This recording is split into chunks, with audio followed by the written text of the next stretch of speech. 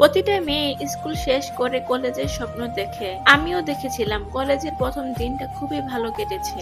নতুন বন্ধু হয়েছে। পরের দিন কি করব সেটা প্ল্যান করে মাত্র বাড়ির ভিতরে ঢুকেছি, কিন্তু আমার জন্য যে এমন কিছু অপেক্ষা করছে তা আমি কল্পনা তো ভাবতে পারি। বাড়িতে ঢুকতেই দেখি বাড়ি ভরা মানুষ। ফুপুরা এসেছে, খালারা এসেছে, দেখে তো আমি খুব খুশি হয়েছি। সবার সাথে কুশল বিনিময় করে মাকে জিজ্ঞেস করলাম, কি হয়েছে আম্মু? হঠাৎ করে খালামণিরা ফুপিরা সবাই চলে আসছে, কিছু কি হয়েছে? আম্মু খুব হাসি মুখে বলল, কোনো কিছু হয়নি, কিন্তু হবে। উপরে যেয়ে দেখ, তোর জন্য সুন্দর একটি কাপড় রাখা আছে, ওটা পরে নে। খুব তাড়াতাড়ি আসবি, দুপুরের খাবারটা সবাই একসাথেই খাবো। মনের ভিতরে আমার অনেক প্রশ্ন, তবুও আম্মুকে কিছু জিজ্ঞেস করতে পারছি না। উপরে গিয়ে দেখি আমার জন্য একটি লাল শাড়ি বের করে রাখা হয়েছে। এটা তো মায়ের শাড়ি, মায়ের বিয়ের শাড়ি। বিয়ের শাড়িটা দেখে একটু অবাক হলাম। কতই না আম্মুর কাছে চেয়েছিলাম এই শাড়িটা পরে একদিন ঘুরতে যাব, কিন্তু আম্মু কখনই বের করে দেয়নি। শুধু বলেছে যেদিন আমার বিয়ে হবে সেদিনই আম্মু এই লাল শাড়িটা আমাকে দিবে। কিন্তু আজকে এই লাল শাড়িটা দেখে আমি কিন্তু খুশি হতে পারলাম না। মনের কোণে অনেকগুলো প্রশ্ন জমলো। আম্মুকে গিয়ে জিজ্ঞেস করতে পারছি না। বাড়ি ভর্তি এত মানুষ, কার সামনে যেয়ে কি জিজ্ঞেস করব? আম্মু আবার কি মনে করে বসে? কিছু না ভাবতে ভাবতে উপরে আমার খালাতো বোনেরা চলে আসলো।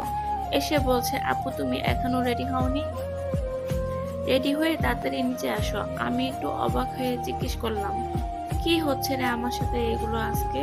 আর সবাই কেন আজকে আমার জন্য এত চিন্তিত? আমি কেন রেডি হচ্ছি না? আমি কেন নিচে আসছি না? আমি কেন খাচ্ছি না? এগুলো নিয়ে এত প্রশ্ন করার কি আছে?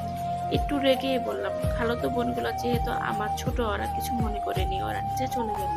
আমার বোনগুলো মুচকি হেসে বলল, আমরাও জানি না, তবে আমরা কিছু একটা আন্দাজ করতে পারছি যে আজকে তোমার বিয়ে। কথাটা শুনে যেন মাটি সরে গেল পায়ের নিচ থেকে।